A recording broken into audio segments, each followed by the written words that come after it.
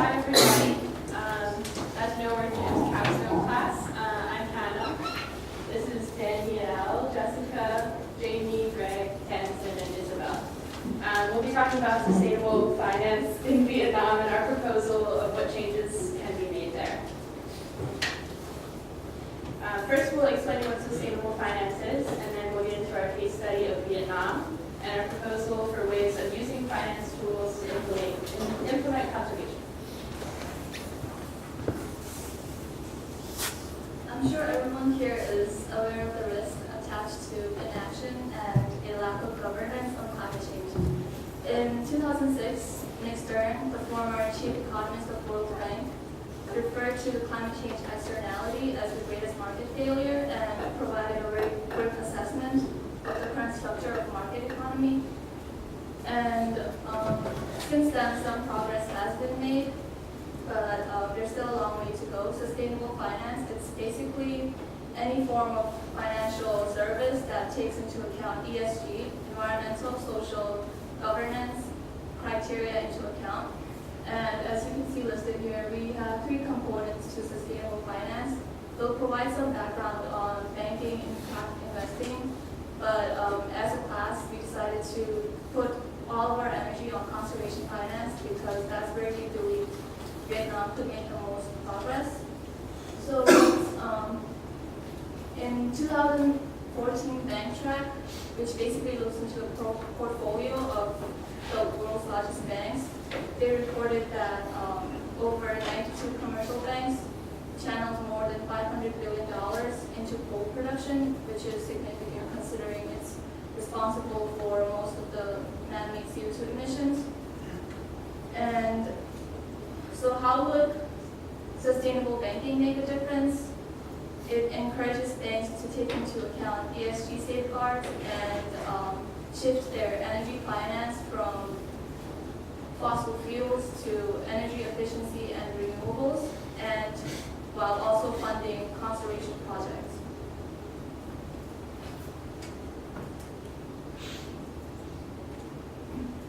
Another aspect of sustainable finance is impact investing.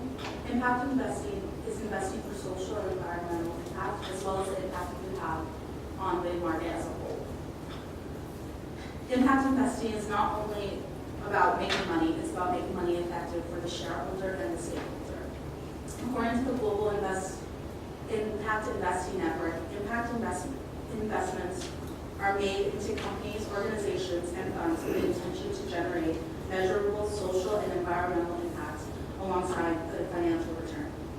Impact investments exist across all asset classes, geographies, and most sectors, including nonprofit and for-profit entities.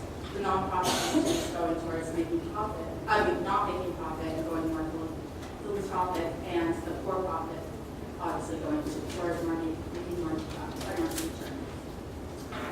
Some of the sectors that impact investing is involved in include community development, renewable energy, small business finance, and sustainable consumer products. So to provide some background information on Vietnam, Vietnam is found in Southeast Asia, where it is governed by the Communist Party of Vietnam, where its citizens have limited private property rights and business freedom.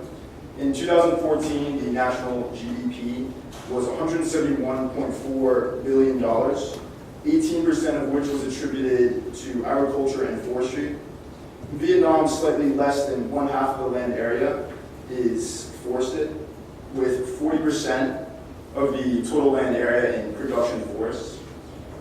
Vietnam is one of the top wood exporters in the world, with the United States and the European Union as two of its largest markets. So why Vietnam? In 1986, political and economic reforms transformed Vietnam from one of the world's poorest countries to a lower middle income country, with average growth rates averaging 7% in the last decade. Their revised socioeconomic development strategy emphasizes environmental sustainability, social equity, and emerging issues in macroeconomic stability. Of course, there are risks in the financial system of Vietnam. Inflation rates as high as 10% have led the United States and European Union, two of its largest investors, to cut down on direct foreign investment. High lending rates of approximately 18% limit productivity, and limited capital in the state and private sectors limit funding for research and development. Currently, microfinance strategies have proven successful in improving the standard of living for the people, as well as the condition of the environment. Besides the provision of financial services, including loans and insurance, information is also dispersed to recipients on organizational and operational aspects of their microenterprises. Empowering the people in this way improves their self-confidence as they enter into a more developed economy. A successful example of a microfinance project is the Participatory Watershed Management Project of the Huanbo District in 1995. The objective being to improve the environmental condition and socioeconomic settings of the disadvantaged project communes and villages in the Huanbo District, and to create a visible, measurable, and sustainable impact on watershed conditions. Microfinance loans were dispersed to monitor and facilitate the continuation and replication of proven watershed management concepts and practices.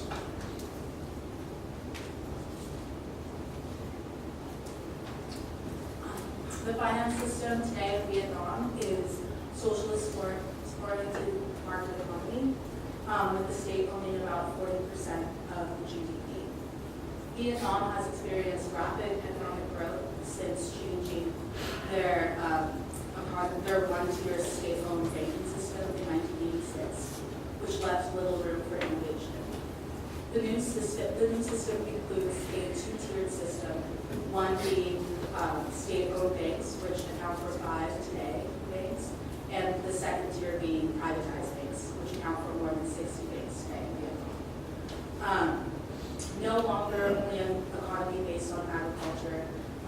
Today, manufacturing, information technology, and high-tech industries now form a large, fast-growing part of the national economy. So what we are proposing for Vietnam is a financial reform through enhanced regulatory measures. Let's talk about an opportunity for reform and measures directed towards improved international relations. As a nation highly regulated by its government, improving the sustainable finance sector in Vietnam through regulatory measures seems a feasible option. By adapting their regulations to meet international policies in the forestry sector, Vietnam can gain entry to European timber markets, as well as decreasing the use of ecologically harmful practices. One opportunity for reform is to optimize Vietnam's involvement with the UN FLEGT program, which is a UN collective initiative and stands for Reducing Emissions from Deforestation and Forest Degradation.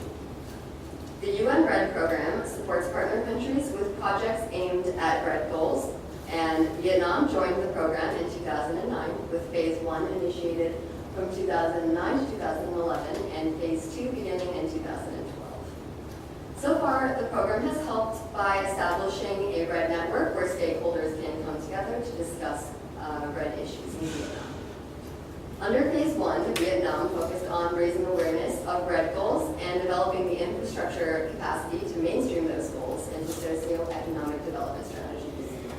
Phase 2 aims to direct the UN RED funding to pilot projects that work with local communities, authorities, and also the private sector to improve forestry management and monitoring, as well as communicate positive incentives to stakeholders that embrace RED strategies. One challenge that Phase 2 presents is the organizational transparency the organization and transparency of the financial flow received from the program's international funding sources. While Vietnam does receive funding commitments from donor governments and multilateral institutions, the dispersal of the funds is often delayed from being passed down from the initial recipients to the secondary recipients by whom the projects are actually carried out. These delays are a result of mandatory legal and administrative safeguards systems that are often difficult to meet. One solution to this is to strengthen the infrastructure of the RED network to better regulate the recipient channels, and also to work with RED-X, a Forest Trends initiative that tracks the financial efficiency of RED funds to ensure that the funds are dispersed to the recipients more efficiently. Forest Trends is an American nonprofit, and it connects with economic tools to incentivize the ecosystem maintenance. Oh, let me go back a little bit. Another challenge to phase 2 is incentivizing communities of enterprises to continue operations under new RED initiatives. And a solution here can be seen through increasing the stakeholder awareness of the economic benefits that come with adopting new sustainable practices.